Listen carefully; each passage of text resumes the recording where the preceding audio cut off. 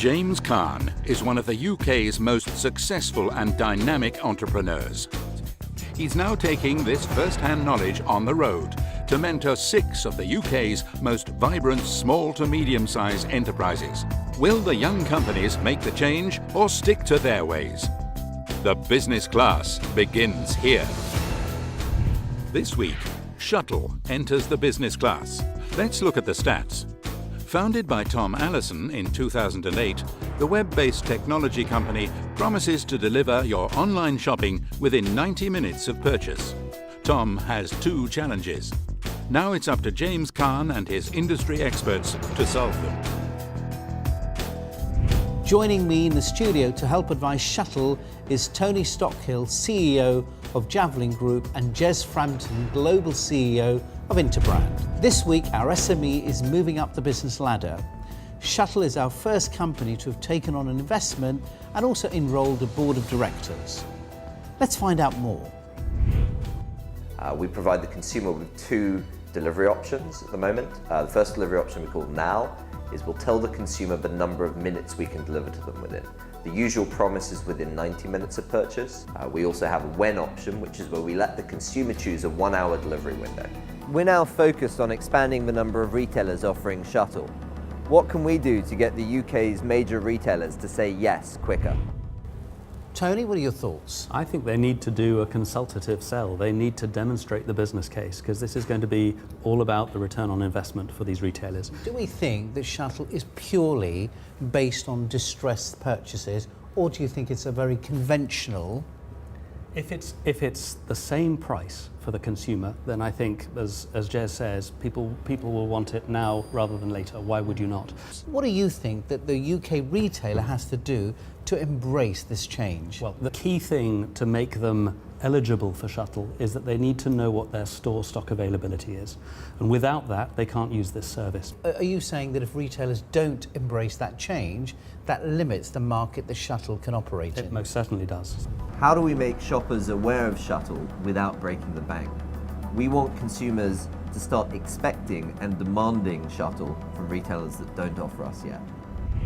What experience have you had, Tony, to get a brand out there and really reinforce that brand? I think one of the most powerful things that Shutl has in its favour is it's a word of mouth thing. But they've also got the store environments in Argos and the other places in which they're working. Why not try and do something with that? Create small in-store sort of marketing. Yeah, absolutely. Because they're partners anyway, so maybe they can even get Argos to help them actually fund some of this activity. But I think between the two, if you had to choose between sales, as in acquiring retailers, or marketing, that is acquiring consumers, you'd right now at this stage of the game, you'd be focusing on sales. So Tom, you've been listening to us in the studio. What are your thoughts on some of the comments that have been made? Certainly a lot of validity to most of what's being said. There's a lot that we'll be taking on board. I think Tony made some excellent comments about how what we need to be doing is a consultative sales process to the retailer that has them buy into the value that we're bringing to their business. James, I thought you made some excellent points as well about how proof of success is very important, and also how the potential to be working with the retailer on the marketing side. And Tom, one of the things that I've been particularly impressed with specifically you, is in the current market, entrepreneurs are finding it very difficult to raise capital.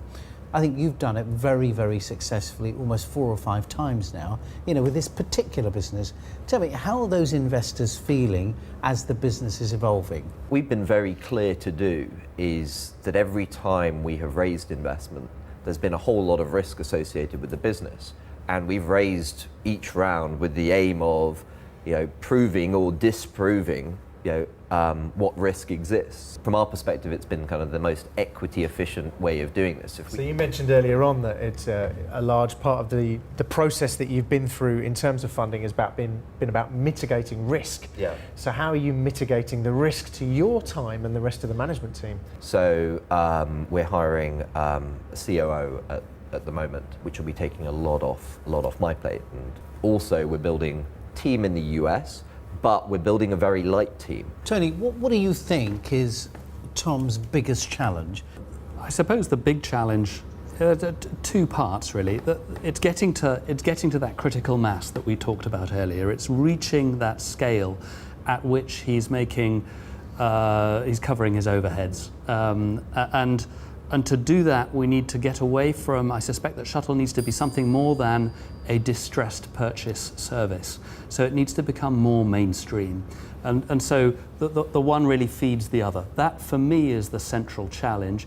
He seems already to have proven that he can acquire big retailers, but he needs to ensure that those retailers are offering his service to their customers, to their consumers, at a price they can afford, at a price that is comparable to the other delivery methods. Tom, what are you doing to ensure that Shutl is not just perceived to be a service you use as a distressed purchase? No, and that's an excellent point, because a lot of our focus as a business at the moment is about how we can get the price point to the consumer to be a similar range to that of standard delivery. So the question isn't about why would I use Shutl, it's more about why wouldn't I? That's all for this week. Thank you to my guests Tony Stockhill and Jez Frampton, and of course to Tom. See you all next week when Brewdog enters the business class.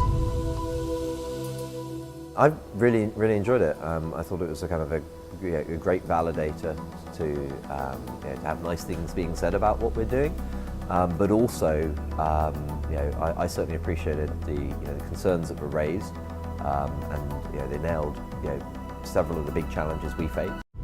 Great panel. Tony knows retail, knows multi-channel. We're trying to build a brand, and Jez is just about the number one brand person, certainly in the UK, potentially globally, right? And James can't. So, what can I say?